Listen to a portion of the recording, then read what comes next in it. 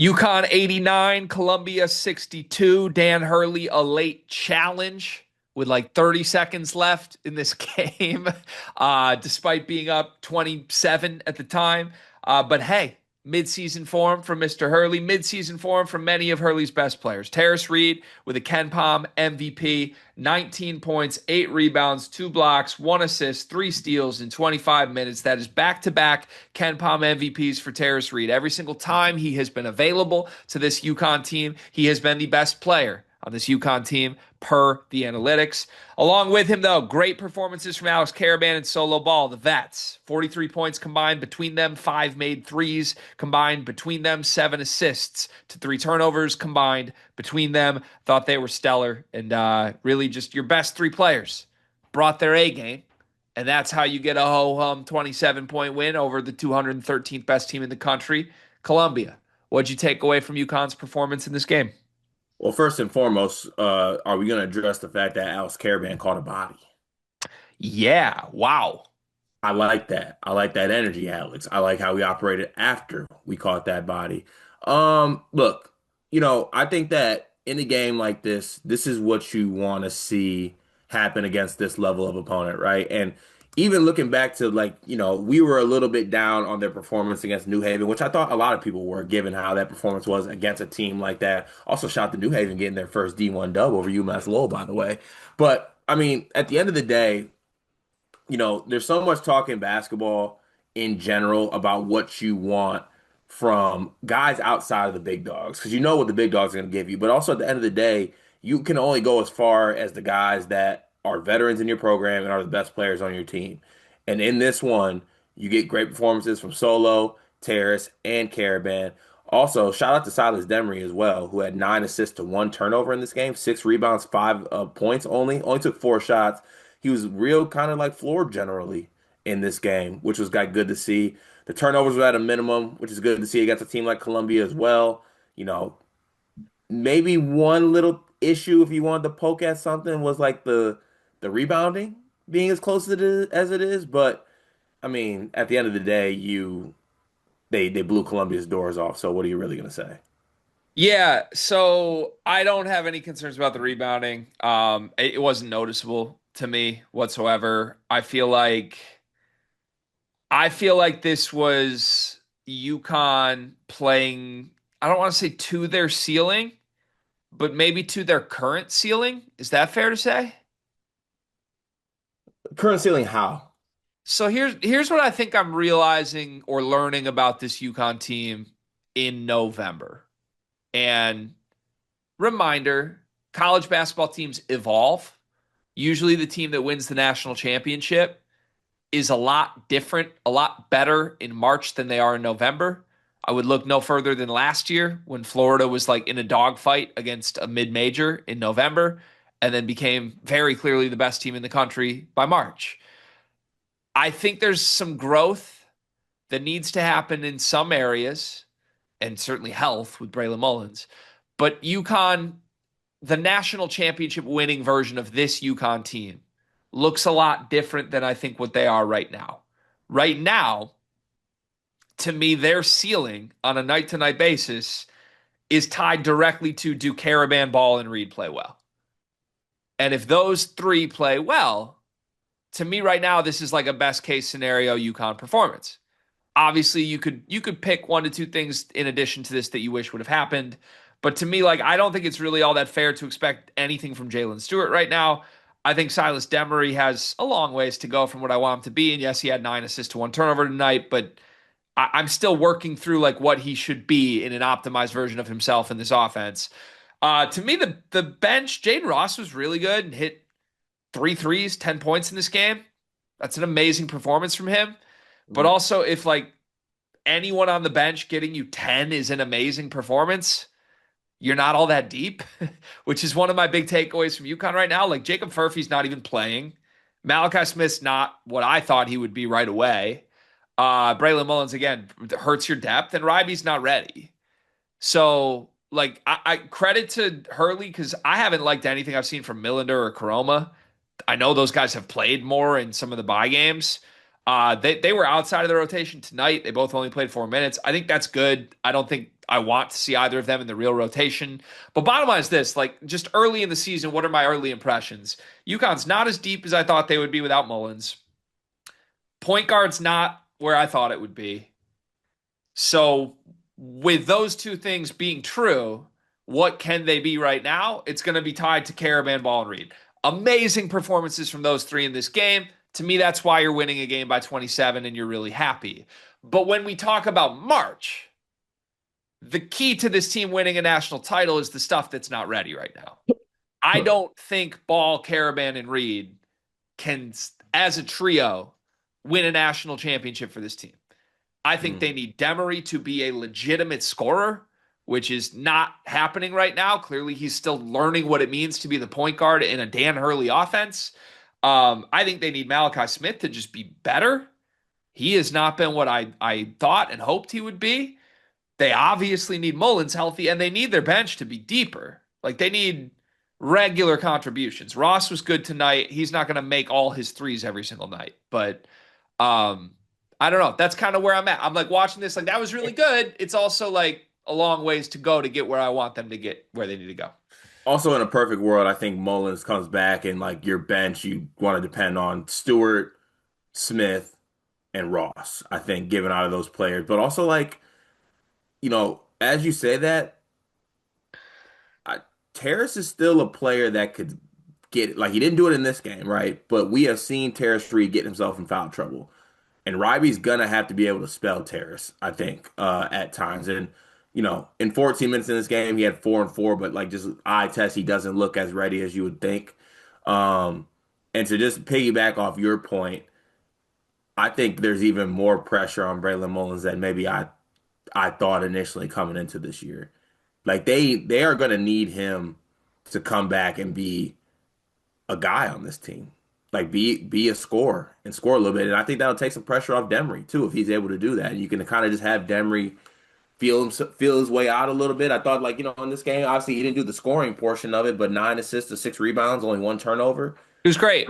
Hurley's taking that, right? And he's kind of feeling himself out through here. But you look at what that position gives you as a combination. Obviously, I still think you need more from Malachi Smith, but from your from your point guard position, you get 11 assists to 1 turnover. Yeah. You'll And take that. and maybe I just need to twist my brain into what the fit is here. Hmm. Because I think I'm still viewing like Demery through the lens of what is the best version of him individually, not what is the best version of what this UConn team needs.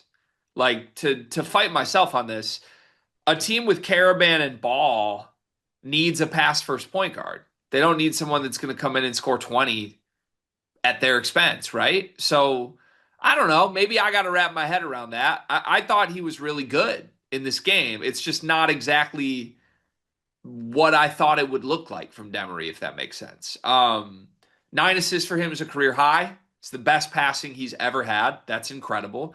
After the game, Dan Hurley said he needs to mold Silas Demery into the quarterback they need Yeah, I him saw to be. the what's it, Fagano? Said the Fagnano that we need him to be, fucking Heisman Trophy.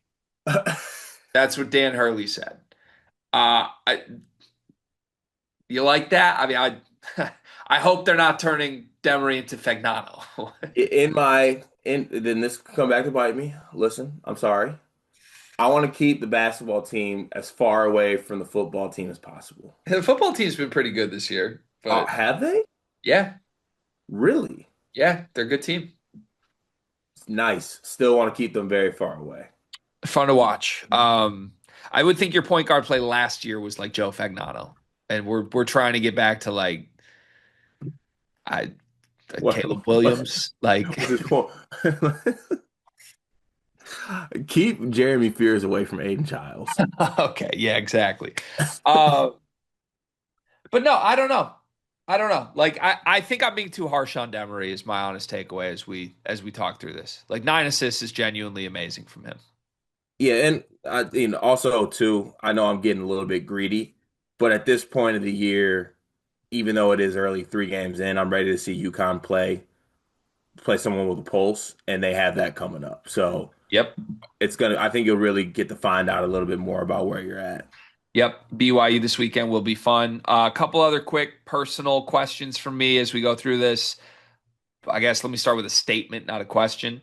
Terrace Reed's amazing. Credit where credit is due. Give him the flowers. UConn fans were right. Dan Hurley was right. Terrace Reed was right about what he would become. I was very critical of Terrace last year. I still stand by many of the things I said about him last year. I think all the inconsistencies that plagued him that I was critical of were a real part of the story of UConn's season last year. This year, through two games, they don't appear like they're going to be this year. And if this is what he's going to be on a game to game, night to night basis, he truly is in line for an All American season. And I give Dan Hurley a bunch of credit because he seemed to not hesitate, right? I think at the end of last season, there was some speculation like, is he going to go all in on Terrace as the starting center? Reminder, last year he was in a minute split with Samson Johnson. It's not like he earned Hurley's trust. Right. And he did. Hurley did not hesitate and said, "This is my center. I know what he can be." Has compared him to Adama Sanogo. I laughed them off the face of the earth when they said that. He's doing Sanogo-ish things through two games. He really has been UConn's best player, even as Ball and Caravan have been amazing. So, has this surprised you? And I guess just what are you seeing from Terrace right now?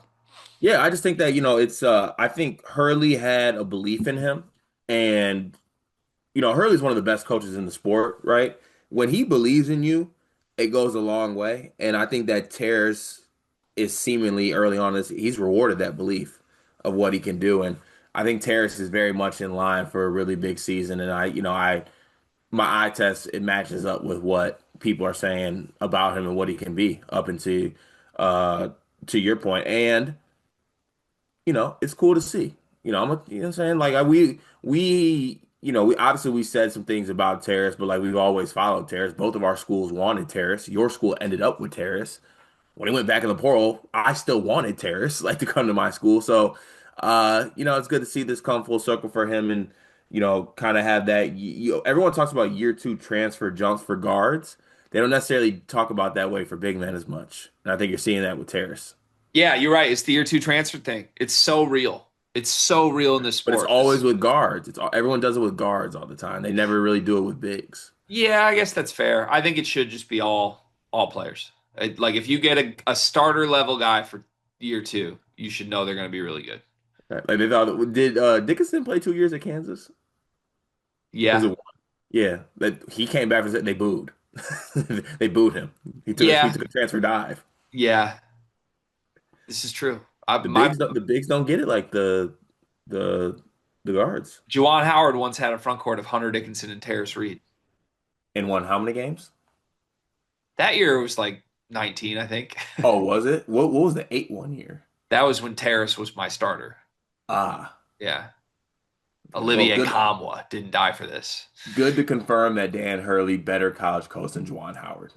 Yeah, and guys get better also. Like this is Terrace Reed 2 years later is not Terrace Reed 2 years ago. And that is a Facts. credit to Dan Hurley, but it's most importantly a credit to Terrace Reed. Harris. Like Yep. he bet on himself. He chose one of the most difficult programs to play for in the country in terms of being held accountable.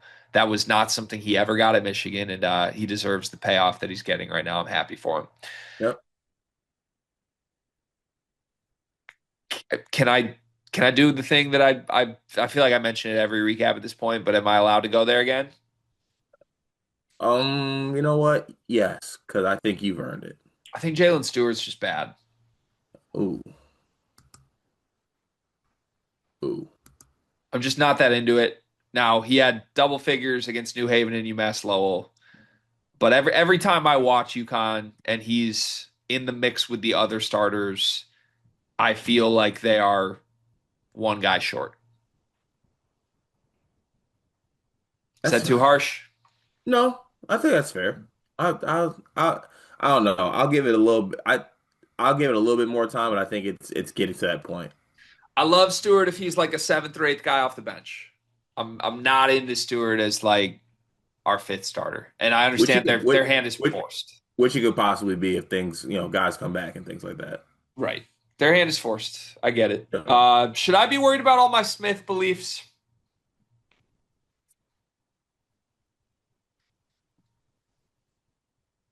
I don't know. I think it's still too early. I think he had a pretty big opportunity with Mullins out to like earn a larger role and hasn't done it, which disappoints me on a personal level because I thought it would happen immediately. I just think he's a little bit more he is what he is. You got to just change your expectations. Yeah, I don't want to though. I don't like changing my expectations. Change them. Okay. Are you changing your expectations for this UConn team in general? No, because I still see the vision fully healthy. Okay. They're right where they were at the beginning of the season. Fifth on Ken before the season, dropped a couple spots, back up to five after the Columbia win. You think that feels right? Fifth best in the country? That feels right. Yeah. All right. Yeah. All right. Congrats, UConn. Good win. BYU this weekend will be a game to watch. We'll have a preview up of it later this week.